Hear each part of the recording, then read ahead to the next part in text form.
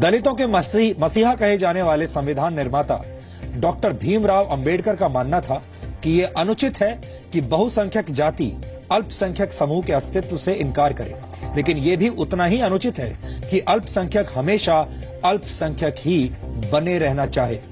Doctor Ambedkar इस बात के सख्त खिलाफ थे कि समाज का कोई भी अल्पसंख्यक तबका हमेशा के लिए अल्पसंख्यक ही बना रहे।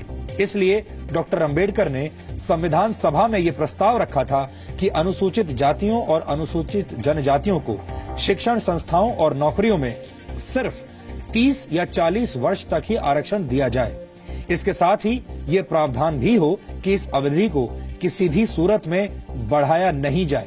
डॉक्टर अंबेडकर का विचार था कि अपना विकास करने के बाद उस विशेष समुदाय को बाकी समाज में घुल मिल जाना चाहिए और अपना विशेष दर्जा छोड़ देना चाहिए। हालांकि संविधान सभा ने उनकी बात न मानकर आरक्षण के लिए केवल 10 वर्ष की अवधि तय की थी और इसके साथ ही ये प्रावधान भी जोड़ दिया था कि जरूरत समझे जाने पर इस अवधि को बढ़ाया जा सकता है और इसका नतीजा आप सभी जानते हैं। आज संविधान लागू हुए 66 वर्ष होने के बाद भी आरक्षण व्यवस्था आज भी वैसे के वैसे ही लागू है। डॉक्टर अंबेडकर जाति पर आधारित आरक्षण को जाति व्यवस्था खत्म करने के लिए इस्तेमाल करना चाहते थे, उसे मजबूत करने के लिए नहीं। लेकिन स्वतंत्रता के बाद का इतिहास बताता है कि पिछले 66 वर्षों में जाति व्यवस्था टूटने की बजाय और ज्यादा मजबूत ही हुई है। डॉक्टर भीमराव अंबेडकर का नाम लेकर आरक्षण की राजनीति करने वाले लोग देश को अंधेरे में रखते हैं, क्योंकि वो डॉक्टर भीमराव अंबेडकर की बातों को पूरी तरह से ना तो आपको बताते हैं और ना ही उनका पालन करते हैं। असल में डॉक्टर अंबेडकर ने क्या कहा था वो हमने आज आपको बताया है और इस देश में बहुत कम लोग हैं जो असल में ये बात जानते हैं कि डॉक्टर अंबेडकर आरक्षण को लेकर असल में क्या चाहते थे। जिस आरक्षण व्यवस्था की शुरुआत पिछड़े समाज की तरक्की की भावना से की गई थी, उसे अब अधिकार समझा जाने लगा है।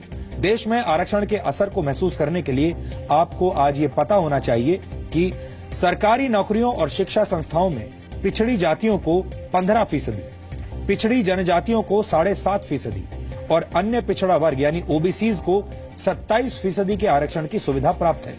यहाँ आपको बता दें कि जिस ओबीसी परिवार की सालाना आय 6 लाख रुपए या उससे ज्यादा होती है, उन्हें आरक्षण व्यवस्था का कोई लाभ नहीं मिलता और उन्हें क्रीमी लेयर माना जाता है। इसलिए बहुत सारे लोग जानबूझकर ये कोशिश करते हैं कि उनकी आय चाहे जितनी भी हो, लेकिन कहीं वो क्रीमी लेयर में ना आ जाए। कुल मिलाकर देश की शिक्षण संस्थाओं और सरकारी नौकरियों में 49.5% आरक्षण है। अब आपको ये भी समझना चाहिए कि आरक्षण व्यवस्था का हमारे देश में हमारे समाज पर कितना असर हुआ है। National commission for scheduled caste and scheduled tribes के मुताबिक वर्ष 1959 में केंद्र सरकार की नौकरियों में क्लास 1 अधिकारियों में सिर्फ 1.18% पिछड़ी जातियों से थे। वर्ष 1984 में यह आंकड़ा बढ़कर करीब 7% हो गया। वर्ष 1995 आते आते केंद्र सरकार की नौकरियों में 10% से ज्यादा क्लास 1 अधिकारी पिछड़ी जातियों के हो गए और वर्ष 2011 में यह संख्या और ज्यादा बढ़कर 12.27% हो गई। आपने देखा कैसे 1959 से लेकर 2011 तक ये संख्या लगातार बढ़ती चली गई।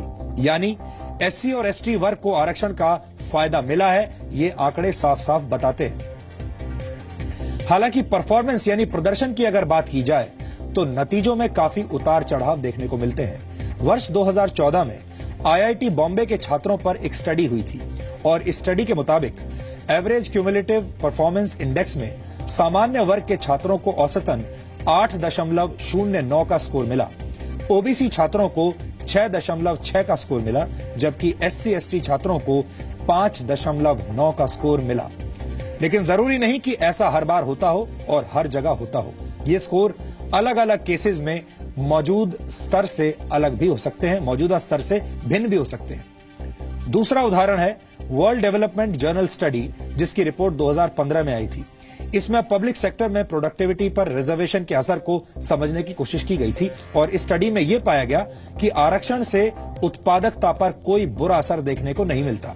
यह study Delhi school of economics और अमेरिका की यूनिवर्सिटी ऑफ मिशिगन के 2 प्रोफेसर्स ने भारतीय रेलवे पर 1980 से 2002 के बीच की थी।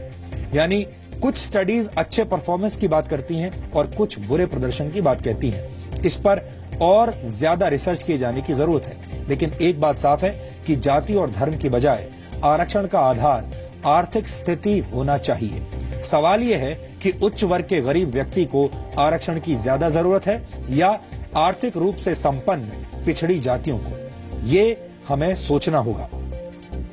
क्या किसी गरीब को इसलिए सामाजिक समानता का अधिकार देने से इनकार किया जा सकता है कि वो सामान्य श्रेणी से ताल्लुक रखता है? इसलिए जानकार मानते हैं कि आरक्षण अगर देना ही है तो आर्थिक रूप से पिछड़े लोगों को देना चाहिए।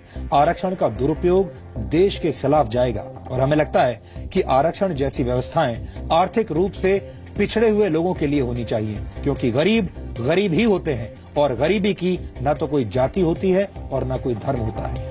हमारे देश की समस्या यह है कि हम हर स्थिति और घटना को धर्म और जाति के चश्मे से देखते हैं। हैदराबाद में एक छात्र रोहित वेमुला की आत्महत्या को दलित छात्र की आत्महत्या कहकर प्रचारित किया गया था।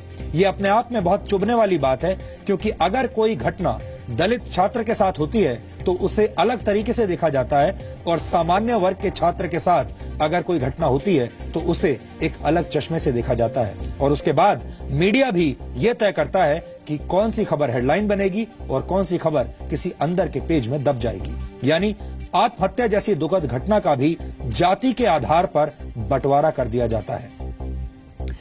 इस विश्लेषण के अंत में हम इस बात पर आज जोर देना चाहते हैं कि जिस तरह दुनिया की सुपर पावर बनने के लिए कोई आरक्षण नीति नहीं है, कोई आरक्षण नहीं होता, उसी तरह कोई देश या समाज सिर्फ आरक्षण के आधार पर आगे नहीं बढ़ सकता और ना ही सुपर पावर बन सकता है।